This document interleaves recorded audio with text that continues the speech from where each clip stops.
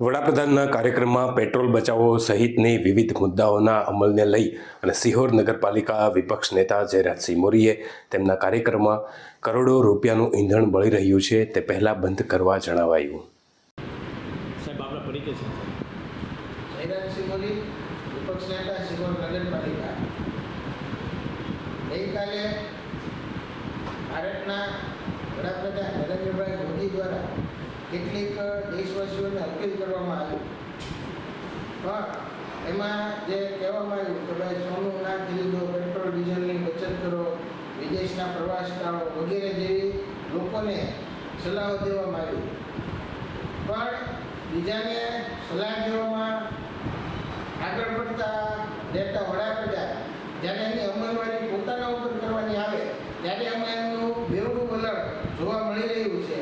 ગઈકાલે જે લોકોને પેટ્રોલ ડીઝલ બચત કરવાની સલાહ આપે છે, આજરોજ વેરાવળ ખાતે એમના કાર્યક્રમમાં આખા રાજ્યભરની એસટી બસો મૂકવામાં આવી છે અને મોટાભાગની બસો ખાલી માત્ર ને માત્ર એમનો માહોલ ઊભો કરવા, એમનો ખોટો પ્રચાર કરવા, એમનો મોભો બતાવવા માટે ખાલી બસો દોડાવવામાં આવી રહી છે. તો શું એ પેટ્રોલ અને ડીઝલનો વ્યય નથી?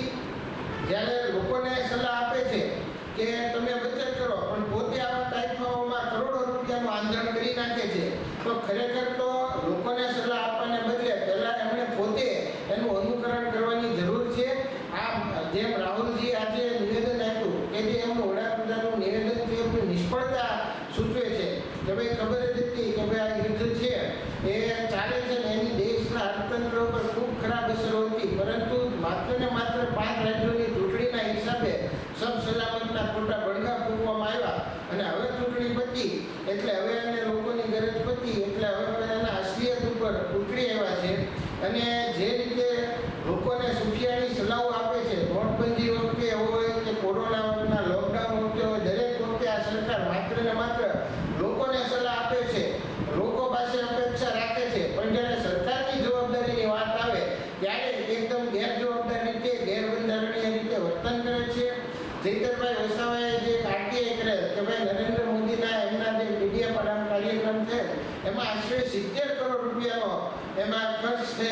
એવી જ રીતે ભાવનગર પણ થોડા સમય પહેલા ખૂબ મોટી રકમના ખર્ચે કાર્યક્રમ કરવામાં આવ્યો હતો. આમ વડાપ્રધાન જે બીજાને સલાહ આપે છે પણ એના તારીફાઓ બંધ થતા નથી કે પોતે અનુકરણ કરતા નથી. એટલે આગળ અમે કહેવા માંગીએ છીએ કે વડાપ્રધાન શ્રી પહેલાં બીજાને પછી સલાહ આપે, પહેલાં પોતે એનું અનુકરણ કરતા શીખે, પોતે આ ખોટા તારીફાઓ બંધ કરે, પ્રજાના પૈસાના આંધણ જે થાય છે, આ ખાલી ખોટી બસો દોડાવીને પેટ્રોલ ડીઝલનો ધુમાડો કરે છે, એ પહેલાં પોતે